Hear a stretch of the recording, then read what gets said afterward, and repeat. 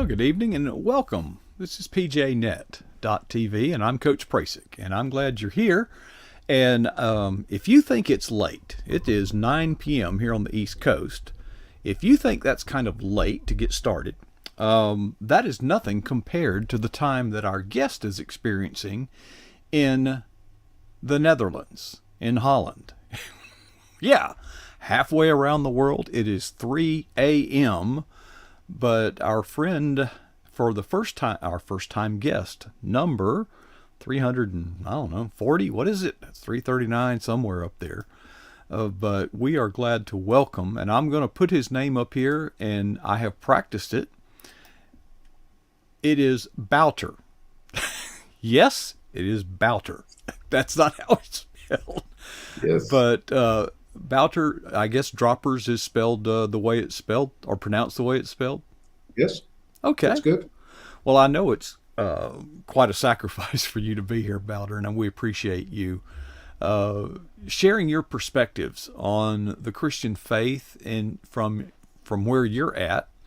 And I gather that your passion is in the realm of business people who have businesses, entrepreneurs. Where does the ministry of our Christian faith fit in? How does it exist in a business world that is very secular in many cases? How do you bridge that gap between faith and business enterprise?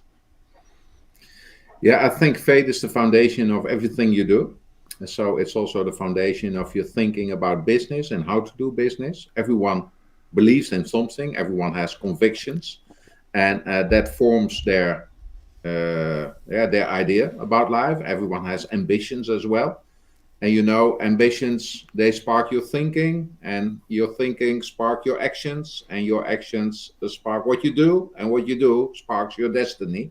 So there's a lot to do with faith and business, because everyone is more or less a believer. Even when you don't believe in God, you have your convictions, but they will drive you in another direction. And we as Christian business leaders, we would like to increase well-being in society and not so much be money-driven. Also, money is a currency, and it's a good way to do business, but it is a means to an end, and it's not a goal in itself. Thank you for saying that, Wouter. And also, business ethics can vary widely. And when you work in an international scope, what is ethical or legal in one country may be unethical and illegal in another. But how does the Christianity work in that model? If you basically conduct yourself in your business using Christian guidelines, are you pretty safe in the international market? Yes, I think that's not a problem. Trust is the base of business. If we don't trust each other, we cannot do business. So not money is the base of business, but trust. And therefore, it's important. And trust you have in every culture. Even the criminals, they have some kind of code where they trust each other and therefore can do business with each other. And that's the same in business. So I think that the Christian values we have, being trustworthy, being faithful, being loyal, I think that are strong values, even on the business side, what makes business more easy. And maybe a good example for, in the Middle Ages in Europe, the Jews were cast out of all the businesses because they were persecuted. And the only business was left was the money business, the lending business. Therefore, they became famous as bankers. And all the people in Italy, the famous cities in that time, Phoenicia and Florence, etc., all the traders and the merchants, they put their money and they store it with the Jews, because they knew the Jews had values and they could not betray you, because they need to be loyal to their God. And that gives them so much credibility that all the people store the money there. And that helped them to survive and overcome this. And I think when we as Christians can become a trademark of quality, a trademark of trustworthiness, and you as a person becomes that, they see your integrity, then people like to do business with you, because everyone likes to do business with an honest guy, where he knows where he can count on and who he can trust. So I think the Christian faith is of much use in business. I couldn't agree more, Wouter. And I'm glad to hear you say that because when you acknowledge that all business, even among drug dealers, is based on at its very foundation is trust that that the other party is going to do their part of the bargain, so to speak. I never really thought about the inclination of toward banking and lending in the way that you've illustrated it there. That's very insightful. What about ambition gone too far? The Bible speaks out against greed. Well, where's the line between healthy ambition and greed? Yeah, that's a good, that's a very deep question. Uh, we Christians, we don't do business for ourselves. We feel we have a calling. You live with a purpose. There is something that drives you, and I think there already is the root of greed. Are you driven by yourself, by making money, receiving the status symbols, being the best guy in the company, not for the reason just to be excellent? No, because excellence, I think, is a calling. To do business honestly is a calling. To serve society, clients, and employees is a calling that God puts on us. But if I do it self-centered, from my own perspective, then it starts to go in the wrong direction. And maybe to give an example of my own life, I was there as well. I made a huge transformation. I only lived for praises, for glory, for making money, profit maximization. Basically, my whole life was about me, myself, and I. Although I was a Christian, and I did not discover it. And I know that at one evening I came home that my wife, I'm still married with, asked questions about my life and said, I see you in business, I see your business life, but I don't know. We are Christians, we go to church, we give money away, we do charity, we are generous, you have a social business, but something is not wrong with you. Something is not good with you. Mm-hmm. Something is wrong. And I put it stronger, she said, if you maintain in this behavior, we will get divorced.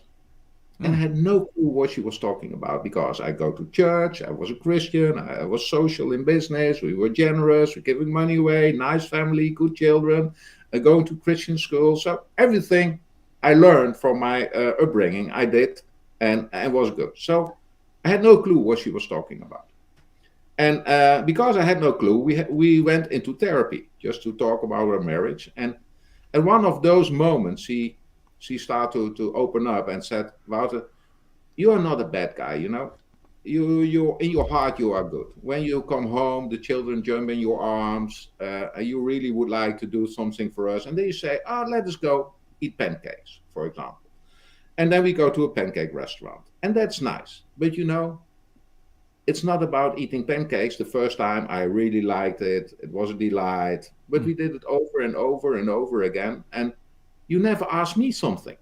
And once I would like to indulge you and we go to a restaurant again. And I have to throw away the potatoes, the meat, and the vegetables. And I was very angry. And another time the children had something at school and we go away again. And when you enter the house, the whole room is filled with your personality. And I have the feeling I can hardly breathe. Everything is about you. You once gave me a car for my birthday, but you never ask if I would like to have a car, what kind of color, what kind of model. You give it. And did you give it for me or did you give it for yourself? When we go on holidays, you book the holidays. You decide everything. Do you still see me? And then she started crying. And that touched me because in the start of our marriage, I loved her for who she was. And in that time, I only loved her for what she was giving to me. Good upbringing for the children, nice home, representative lady on the network parties. She did a lot for me. And then I suddenly recognized that all my relationships were changed. Customers were ATM machines or profit. Employees, we were means to an end, production means or costs. Friends were a good time. And my wife was a home, a good upbringing for the children. But everyone meant something to me from my perspective. And all my actions and all my deeds and all my business was centered about me, myself, and I. And then I recognized that I was lost. And that made me think and rethink my whole life and the way I did business. So business was at that point only for me. So greed, that was a that was for me not a topic because it was natural to make as much money as you can, to use other people for your own purposes. And when you are at that point, then you get lost. Then you move into the wrong direction. So the question for me was, what is then to be a Christian in business? Because I went to church, I did good things, and still I was lost. And then I saw, okay, the root, my driver, my motivation of doing business is key. So I start to understand the phrase calling. Why are you there? What are you supposed to do there? And another question came in over time, and that was the question of ownership. I saw my business as my private business, as I'm running this business, it's mine. I can do with it whatever I like, and sure, I also be good and give some money away, and then I solve my God problem. But over time, more and more, God was pressing on my heart and said, is this really your business, or is it my business? I bought you for a price, Jesus said. I bought your whole life.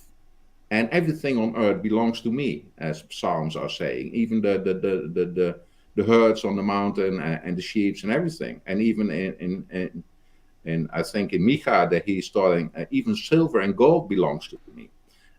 Everything is mine. And then I start to realize my business is not mine. I'm only stewarding God's property, God's business. And then other goals came in. So if it is God's business, what should I do with God's business? What does God want me to be in his business? And how can I steward it well? And then I start to understand that business was not about giving me an income. Sure, that's also what God did. God always bless twice. When we start to take care of people throughout our business, God will take care of us and also create an income.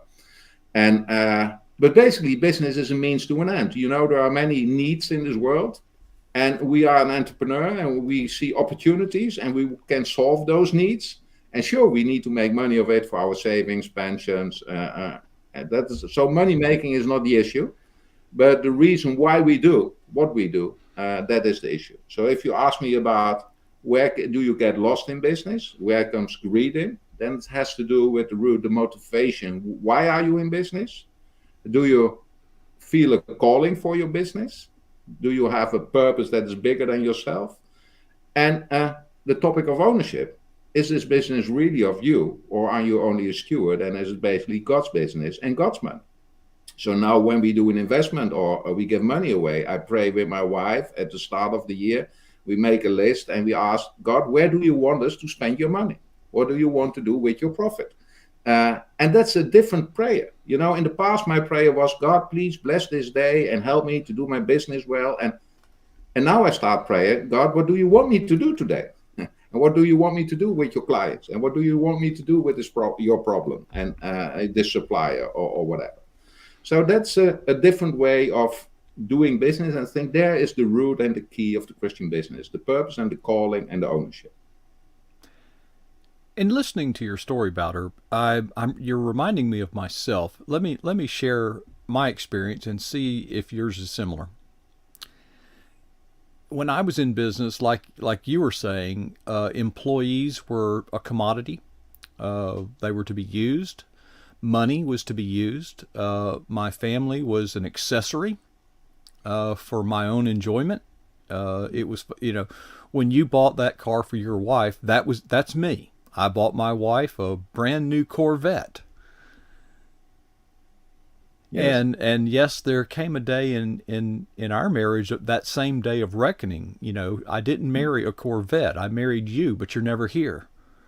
Yes. But I could not figure out that how ungrateful. Look at all the stuff that we have.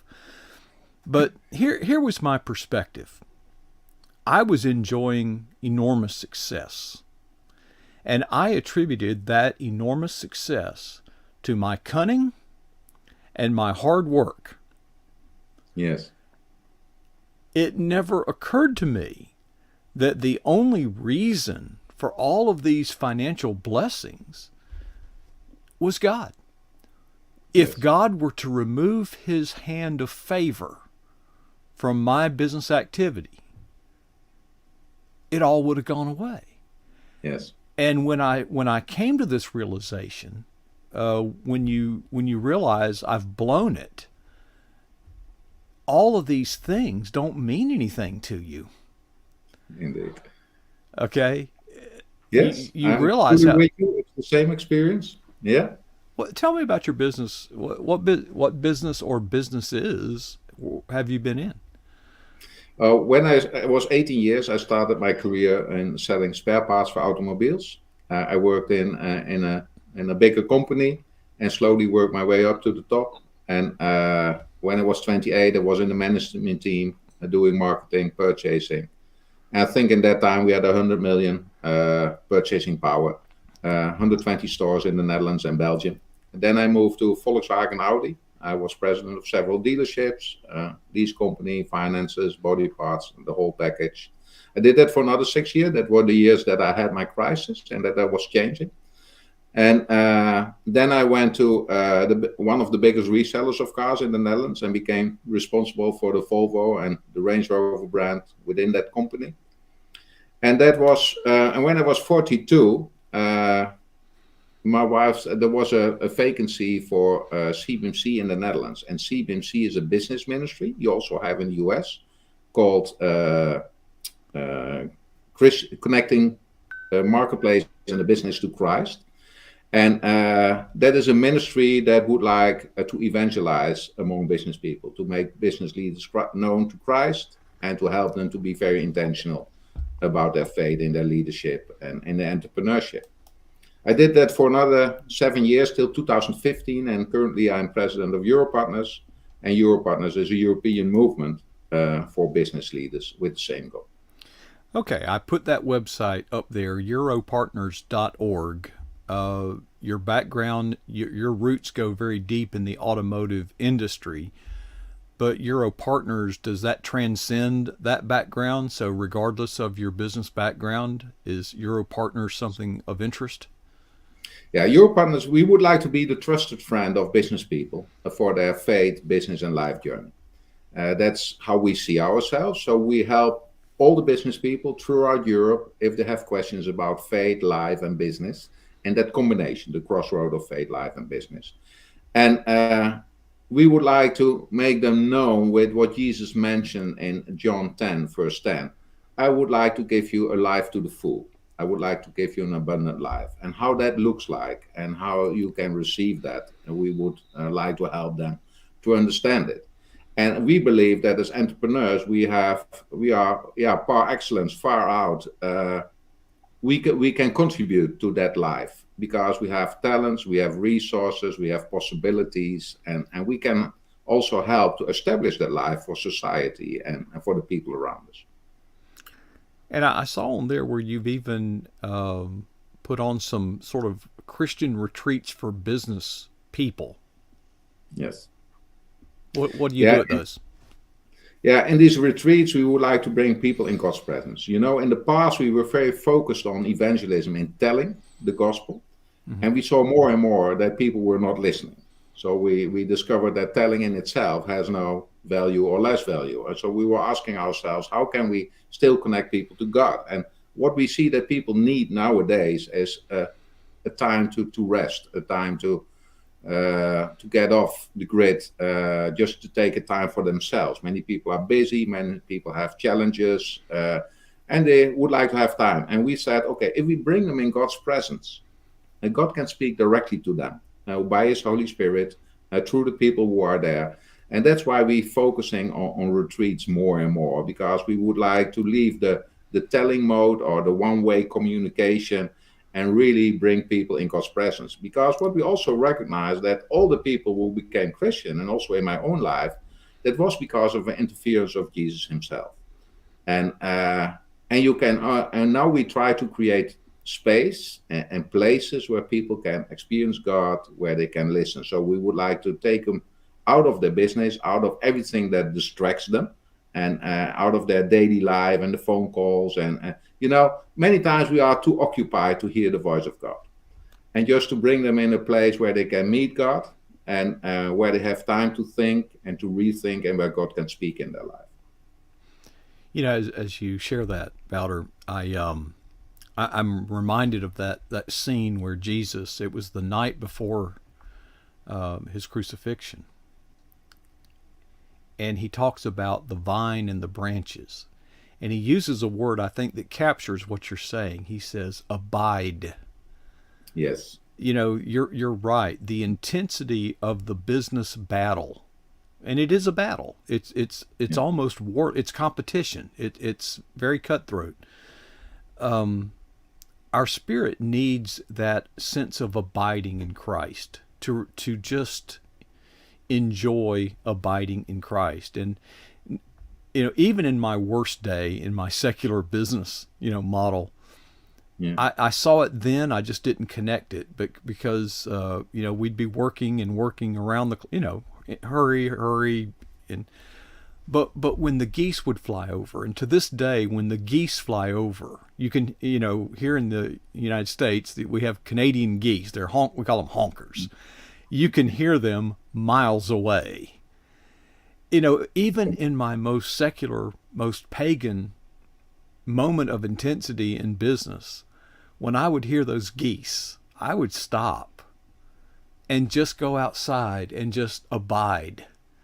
Yes. And enjoy the presence of God, even though I didn't know what that was at that time. But we do need to rest, and to this day I struggle with that because intensity is still high among my, as I get older, you get that fourth quarter, that intensity, when you're running out of, I was going to say fourth quarter, but I don't know if that would mean anything to you. But I understand what you mean. Wow, this has been fun, but I don't want to leave without bringing up, not only have you remodeled and reshaped your business model, not only have you done Europartners, you've also written a book titled The Jerusalem Entrepreneur. Tell us more about that. Yeah, that is basically where we start the conversation with about greed and well-being. And where do you live for? You see also on the picture, you see the desert there and the dry tree, and the other one, the flourishing tree, and the green part. It's a transition of working for yourself and working for God. And it is symbolized in the Bible, or I use a biblical metaphor of two cities, the city of Babylon and the city of Jerusalem. That's why it's called Jerusalem Entrepreneur. And to phrase the city of Babylon, the city of Babylon, when you look in Revelation, it is ruled by a spiritual power. And the spiritual power in Revelation is called the great prostitute of Babylon. And when you look to her characteristics, how she behaves and what drives her, that's mainly her, me, myself, and I. That's her phrase. Mm-hmm. She's introduced as a beautiful lady, wearing beautiful clothes, wearing precious stones, pearls. When you look further, she likes to party, she likes to celebrate, she likes to expose herself, to become rich. She is very rich, she's very prosperous. And as her motto is, I'm a queen, I'm not a widow, I will not mourn, I will not have any suffering, I will just enjoy myself. And the whole world see this and say, whoa, we would like to take part in this life. That's why she's called a prostitute, because everyone would like to fornicate for her. And she's sitting on the rivers that are all the nations of the earth. So everyone would like to be part of that life. And all the merchants and the traders and the business people said, wow, there we can sell. There we can make business. There we can become prosperous and rich and showing off and show the world who we are and what we do. So her other goal is to grow to heaven, to make herself known, to make herself rich, to make herself precious. And when you contrast this and mirror this with the city of God, there we see a spiritual power that's completely the opposite. God is not boosting on himself. He's coming from heaven to earth. He's taking the tears away from the people.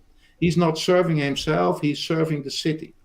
He's not clothing himself with precious stones, but he's clothing the city with precious stones. Ah, And even the foundation of this city is clothed with this precious stone. So the beauty of the city is not an outward beauty. The beauty of the city comes from inside. It comes from God and comes from your character and who you are as a person. And he clothes these persons also with precious clothes, the white robes with the deeds of justice. And so God has a completely different perspective, and this city shines in a completely different way.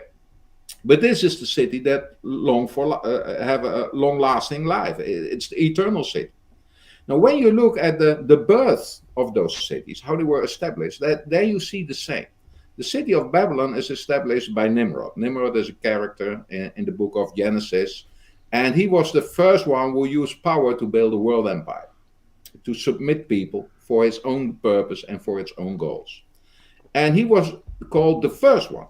So apparently, it was not a habit to submit people and to build a world empire before. Sure, people had wars or fights, but it was most times about a well or, they had herds, they lived in small communities, in small tribes, and sometimes they compete with it, but it was not going out to use power, to use war, to submit people.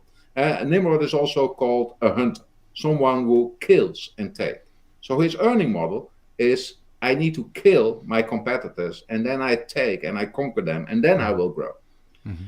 Until that time, the earning model was not to kill and to take, but to take good care of. The people were farmers, so their earning model was to add value to, for example, to the soil by labor, fertilizing it, and then the soil produced. And by taking good care of your sheep and take good care of the means of life, life was flourishing.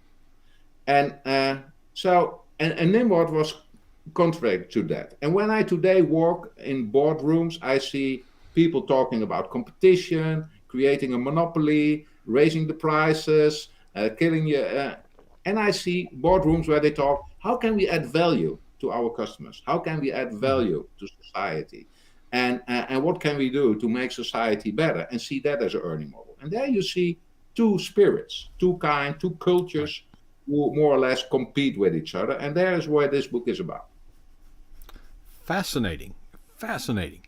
Well, I see that we actually ran out of time some time ago, but you're very interesting, Wouter. And I want to just thank you again, because I realize that, for you to do this program, it is now 3:30 in the morning where you are. And we appreciate the sacrifice that you've made to share with us here in the United States and wherever this goes, from an international perspective, how the Christian faith and business are really natural partners and part of a spiritual journey. Never thought of it that way before, but thank you for sharing your story with us tonight, Wouter, and God bless you in all of your endeavors.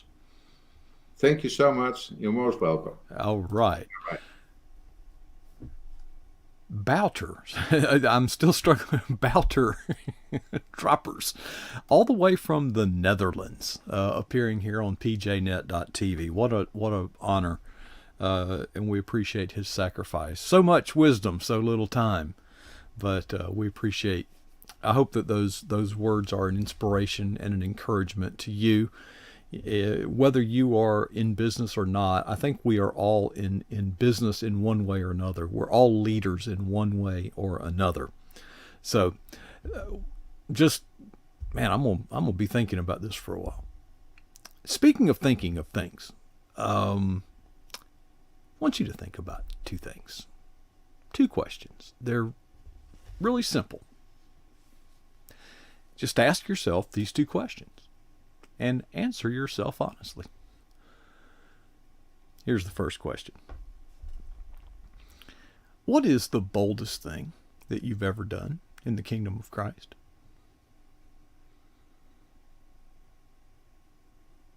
Then the second question. How long ago was that? And the challenge is to never be satisfied with either answer.